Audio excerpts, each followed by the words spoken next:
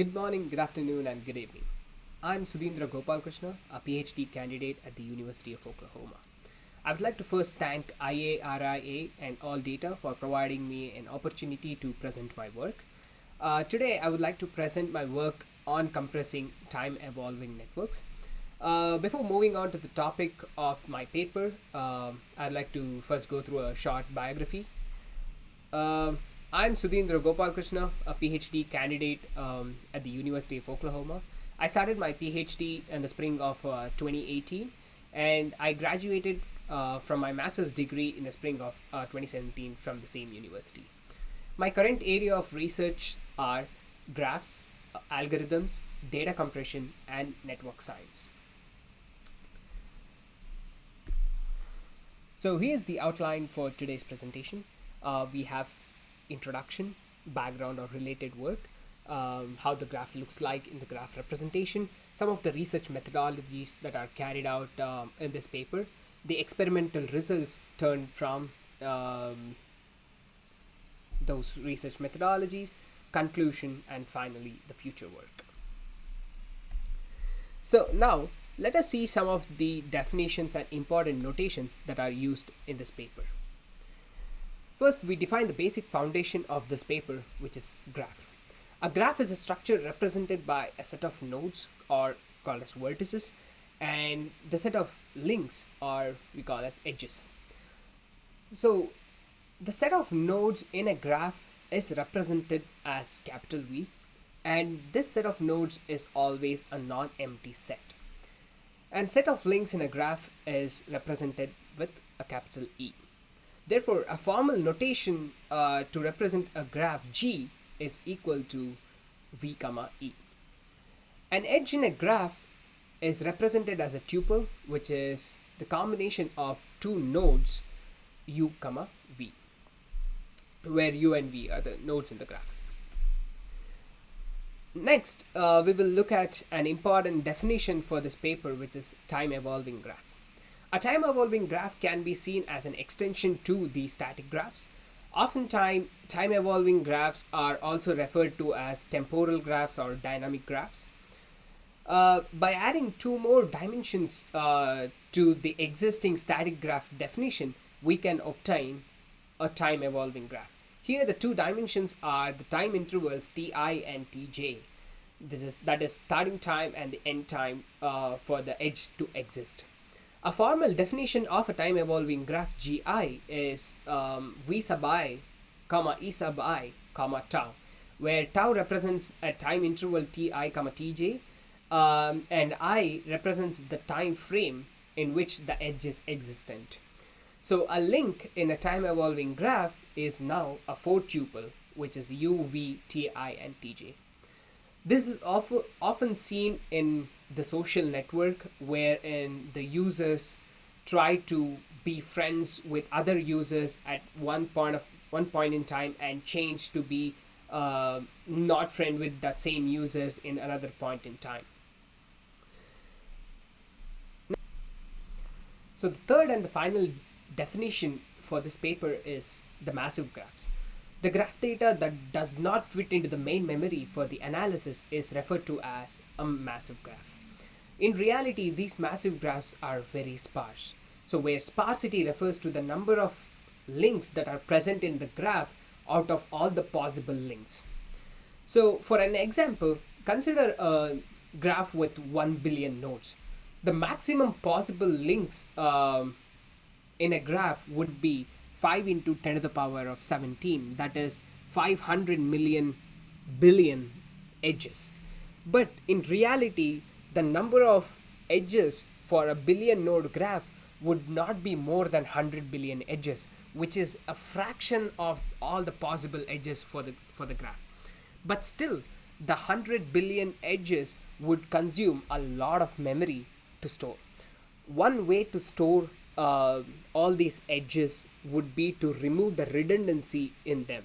So that is, we store it in a compressed format. A solution to storing such graph is compression. There are two ways which we can compress a data. One is matrix based compression, and another one is a node based compression. All the algorithms in this paper are based on node based compression. So, with these definitions and objective of the problem, now let us look at some of the existing work in the area of graph compression, both with respect to static graphs and time evolving graphs. Now, imagine storing a video file as a series of photos.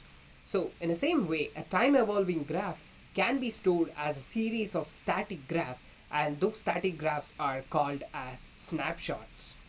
So, in a row by row compression, the information about one node is loaded at a time. So, some of the previous work on row by row compressions are compressed sparse row, which was introduced in 1976 and is also one of the most used data structure to store a static graph. A backlinks compression was introduced in 2009. This compression is based on a web graph compression method introduced by Baldi and Wigner. And compress binary tree was introduced in 2017 and is known to be the state of the art structure, and also eliminates the use of an intermediate structure to store the graph. So in this paper, we introduce the compressed sparse row, which is CSR, for the time evolving graph, and also look at some of the combinations of CSR and CBT in order to solve our problem. So in a matrix based compression, in 2016, Diego Caro and al. Developed what's called as CKD tree by adapting the concept of quad-tree compression. Evelog is another time evolving graph compression technique which uses adjacency log structure based on the log of event strategy. And there are many more legacy time evolving graph compressing storage, which is CAS, CET, and TGCSA. But for this paper, we are only considering CKD because in 2016, Caro actually proved or shown that CKD performs better than any of the previous matrix-based existing algorithm. The background in storing a graph, let us look at the graphical representation of two of the structures, which are CSR and CBT. So here is an example of a compressed sparse row. In this example, we are considering a static undirected graph. And if you look at the structure, we are only representing the upper triangular part of the matrix in order to store the graph. This is because since the graphs are undirected, we can reduce the redundancy in storing these graphs, which is the first step in compression. So in a CSR, we have two arrays. One is a degree array and another one is an adjacency array. For the representation purpose, the adjacency array is shown as links to each node, but in reality it is just one single array. So to obtain adjacency information of any row, we first scroll through the degree array and get the appropriate information such as starting position and the number of neighbors that the particular node contains. Then we index the adjacency array and fetch all the required information about a particular node. So this is the compressed sparse row representation. Next, for the compressed binary tree, we take the same example and the similar approach in storing just the upper triangular matrix of the graph. In this structure, it is sufficient to store the upper triangular part of the matrix, and which is again shown in green color. Since it is a binary tree, the algorithm expands each row to the nearest power of 2. A 1 is present in a node indicates that there is at least an edge in the range of the nodes that one represent. Since there are no edges in the range of 8 to 15 as shown in the figure, we can see that the node is represented as 0 and it is truncated. All the ones in the leaf represent the adjacency information for a given node. For this example, node 1 has an edge between 4, 5 and 6, and the leaf nodes of the binary tree where 4, 5, 6 have the node number as 1. So now knowing both CSR and CBT and now how it works, we can work each one of them as one row at a time for a given static graph. So expanding this knowledge to a time evolving graph led to the research for this paper. So here is a graphical representation of a series of snapshots, or series of a static graph called snapshots. So each node in a graph has to store two sets of information in order to store in a compressed format. One is a neighborhood information, that is who are all my neighbors, and the second is the time array, which keeps track of changes between each snapshots, whether a node was added, a node was deleted, or there are no changes occurring between two time frames. Whereas addition and deletion of an edge indicates 1 in the time row and no change represents 0 in the time array. For example, consider node 0, which is our first row in every snapshot. We see that at time frame t0, one node is added.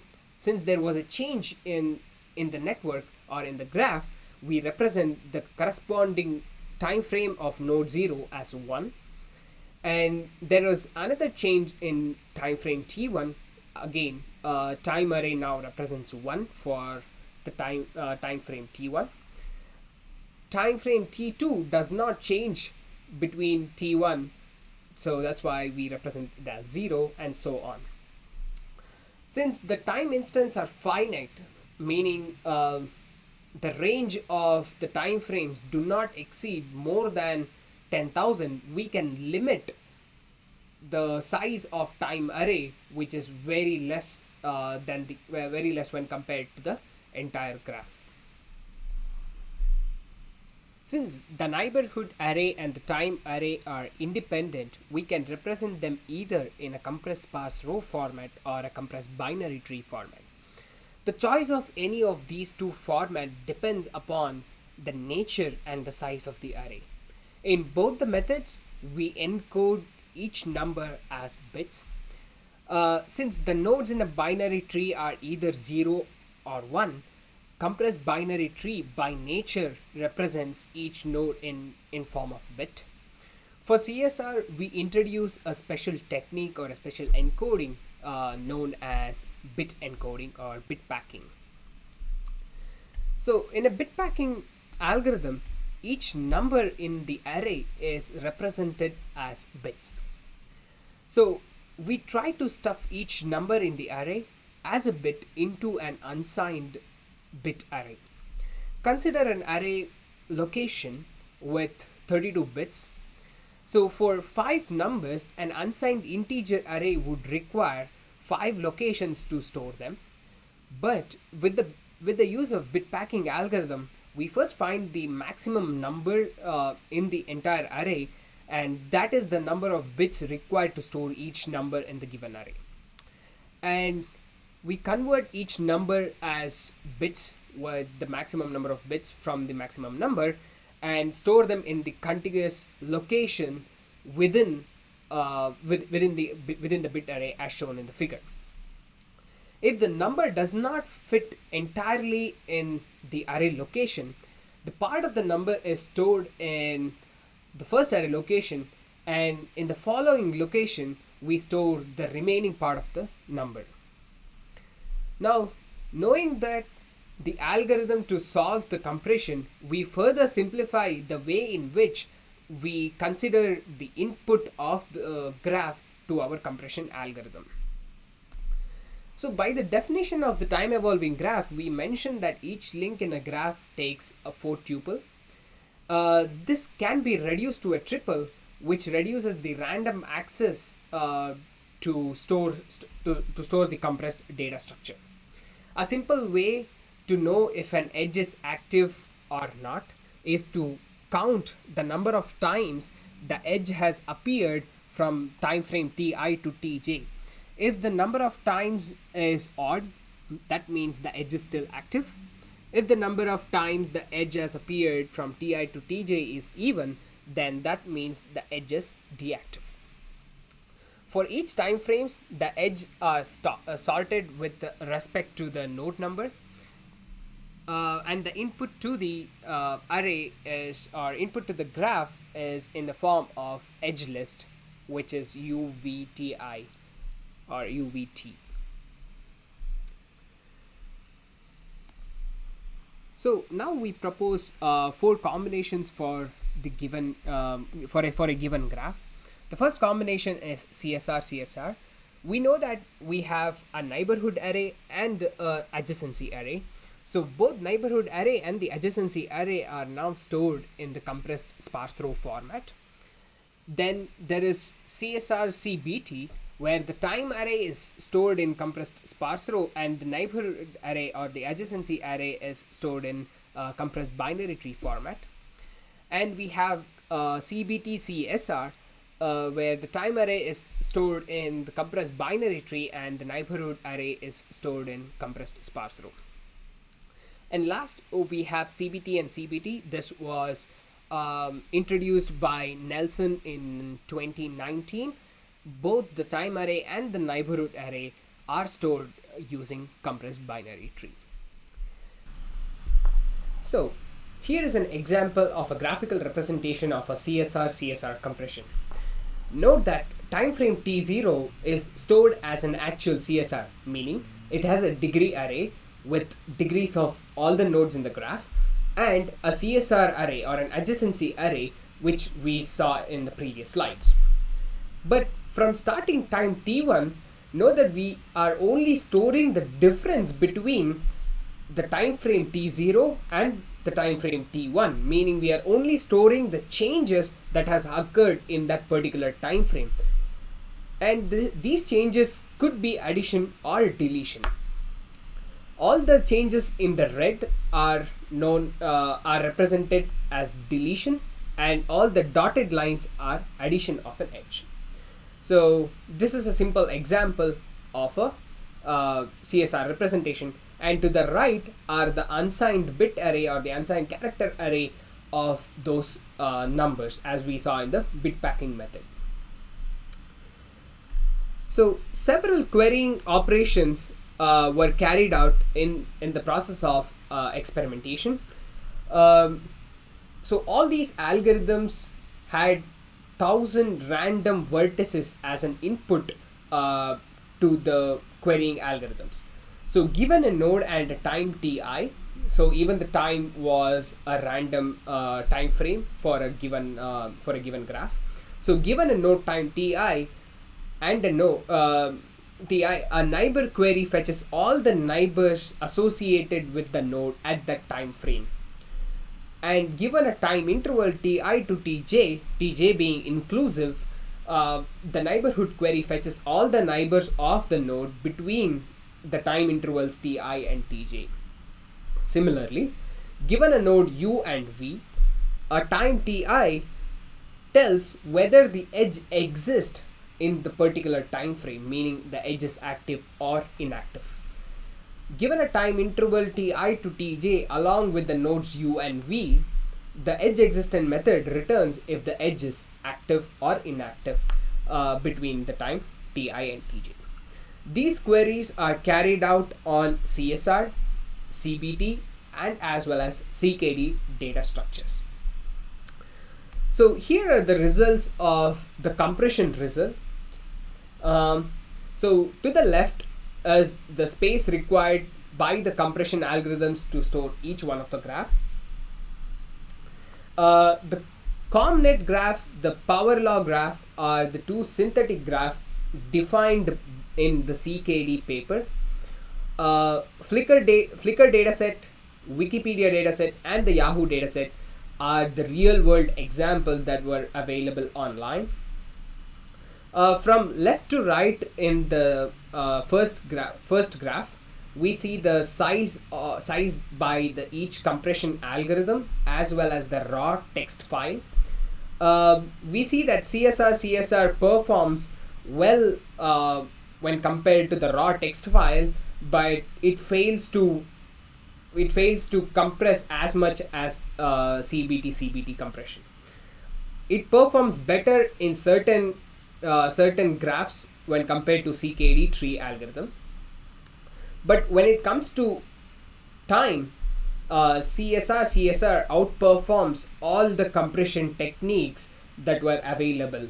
So CSR is extremely quick and extremely quick compared to all the other compression algorithms that were available.